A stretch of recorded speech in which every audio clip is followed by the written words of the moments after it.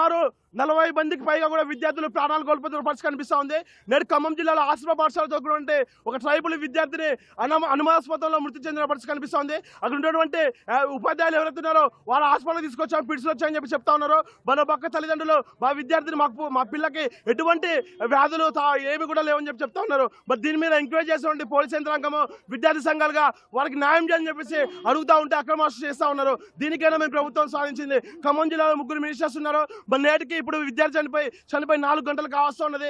ఇప్పటికైనా కూడా మరి 3 మినిస్టర్లు ఒక్క మినిస్టర్ కూడా స్పందించకుండా ఈ ప్రభుత్వం ఏం చేస్తా ఉంది? తక్షణమే కుటుంబానికి న్యాయం చేయాలని చెప్పేసి వామపక్ష విద్యా సంఘాలుగా పీడీఎస్గా మేము డిమాండ్ చేస్తా ఉన్నాం. మేము అడిగిందంటే విద్యార్థికి న్యాయం చేయాలి, ఆ వార్డెన్ని సస్పెండ్ చేయాలి. ఆ విద్యార్థి ప్రాణాలు తిరిగి వస్తాయా? తిరిగి రావు కదా. మరి దీని మీద అడుగుతుంటే విద్యార్థి నాయకులు ఎందుకు అరెస్ట్ చేస్తారని చెప్పేసి అడుగుతా ఉన్నాము. మీరు కుటుంబానికి న్యాయం చేస్తారా, అటు ఆ వార్డెన్లకి న్యాయం చేస్తారని చెప్పేసి అడుగుతా ఉన్నాము. ఎంతమంది బలిదానాలు కావాలి తెలంగాణ అసలు? మా విద్యార్థులు చనిపోతే కనీసం తెలంగాణ ప్రభుత్వం స్పందించడం లేని చెప్పేసి కూడా మేము తెలియజేస్తా ఉన్నాం. కాబట్టి ఇప్పటికైనా ప్రభుత్వం స్పందించాలి, ఆ విద్యార్థి కుటుంబానికి న్యాయం చేయాలి, వాటిని తక్షణమే సస్పెండ్ చేయాలని చెప్పేసి కూడా మేము పీడీఎస్ వామపక్ష విద్యా సంఘాలు డిమాండ్ చేస్తా ఉన్నాం. కాబట్టి ఇప్పటికైనా ప్రభుత్వం స్పందించకపోతే ఆ కుటుంబానికి న్యాయం చేసేంత వరకు కూడా ఉద్యమాలు చేపడతామని చెప్పేసి కూడా మేము తెలియజేస్తా ఉన్నాము. అదేవిధంగా పోలీసు యంత్రాంగానికి ఒకటే తెలియజేస్తా ఉన్నాము, మేము మా విద్యార్థి పక్షాన్ని న్యాయం కోసం డిమాండ్ చేస్తా ఉన్నాము. మీ న్యాయం కోసం నిలబడాలనుకుంటే మమ్మల్ని అరెస్ట్ చేయడం కాదు, ఆ వార్డెన్ ఎవరుతున్నారో ఆమెను అరెస్ట్ చేసి స్టేషన్లో పెట్టండి, ఎంక్వైరీ చేయండి, ఆమెను సస్పెండ్ చేయించాలని చెప్పేసి మీరు న్యాయం చేయండి, న్యాయం కోసం పోవడం చేయాలని చెప్పేసి కూడా మేము ఈ సందర్భంగా తెలియజేస్తా ఉన్నాము. అసలు ఏం జరిగిందమ్మా? మీకు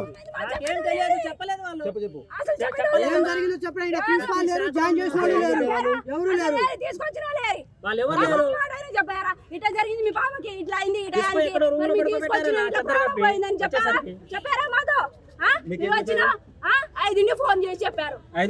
అంటే సీరియస్ గా ఉంది, కళ్ళు తిరిగి పడిపోయింది పాప, సీరియస్ అలే కళ్ళు తిరిగి పడిపోయింది పాప అని 5 ఫోన్ చేస్తే మా అన్నయ్య నాకు ఫోన్ చేసిండు. నేను పిల్లగాళ్ళ కోసం పోయిన స్కూల్ కి తీసుకొచ్చేసరికి పడేశారు. మేడం ఉంది, ఏం మేడం అంటే నువ్వు నా వెనక పడుతున్నావు ఎందుకు? నేను తీసుకొచ్చాను, నా సంబంధం లేదు, నువ్వేంది నన్ను పట్టుకున్నావు? చనిపోయినప్పుడు ఆడేస్తారు.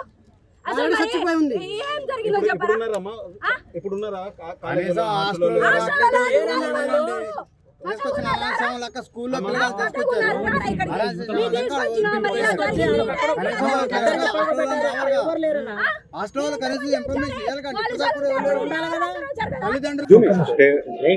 ప్రాథమిక సమాచారం ఏదైతే అమ్మాయి చనిపోవడం, అమ్మాయి మూడంపావు ప్రాంతంలో వాళ్ళు పరీక్షలు రాస్తున్న సమయంలో తల ఒకవైపు ఒరిగించడం వల్ల వీళ్ళంతా పిల్లలు చెప్పిన వెంబడే అక్కడ ఉన్న వార్డెన్ గారు ఏఎన్ఎం గారు ఆమె చేతిలో తాళపు చేతులు పెట్టడం జరిగింది, ఫిట్స్ వచ్చినాయనే భావనతో. దాని తర్వాత ఆ అమ్మాయిని హాస్పిటల్కి షిఫ్ట్ చేయడానికి అక్కడ ఎవరో తల్లిదండ్రులు వస్తే వారితో ఒక 2 వీలర్ మీద ముందుగా హాస్పిటల్ పట్టుకొద్దాం అనుకుంటే ఆ అమ్మాయి సైకిల్ మోటార్ మీద కొంచెం అంటే ఆమె ఇట్లా ఏమంటారు జంప్ చేయడం, ఎగరడం, ఏకశ్వాస పీల్చుకోవడం అలా జరిగిందని దాంతో పాటు ఆమె కొద్దిగా అంటే ఇంకా అసలు కూర్చోవడానికి కూడా ఇబ్బంది పడుతున్న పరిస్థితి ఉన్నప్పుడు ఆమె తీసుకెళ్ళి మళ్ళీ ఒక 20 నిమిషాల వరకు డ్రెస్ అలాంటివన్నీ మార్చుకొని తల్లిదండ్రుల ఆటో అక్కడ ఉంటే ఆ ఆటోలో తీసుకొని ఇక్కడికి రావడం జరిగింది. 3:15 ప్రాంతంలో జరిగితే ఇక్కడికి రావడానికి 4:30 మధ్యలో వచ్చింది చెప్తుంది. మనకు ఇప్పుడు పోస్ట్ మార్టం చేసి ప్రాథమిక విచారణ ఇస్తే తప్ప సరి అయిన ఆధారాలు ఏం జరిగిందో ఎలా జరిగిందనే విషయం మీద మనకి ఇంకా ఆధారాలు దొరకాలి. అదొకటి. 2, ఈ విషయంలో పూర్తి స్థాయి విచారణ అనేది రేపు జిల్లా కలెక్టర్ గారు ఆదేశించిన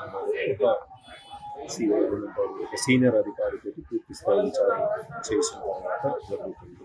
అన్నిటికంటే ముఖ్యం ప్రస్తుతం వారి ఆ మృతికి సంబంధించిన ఆధారాలు అంటే కారణాలు ఏంటి అనేది పోస్ట్ మార్టం నివేదిక వస్తే కానీ మనకు తెలియదు.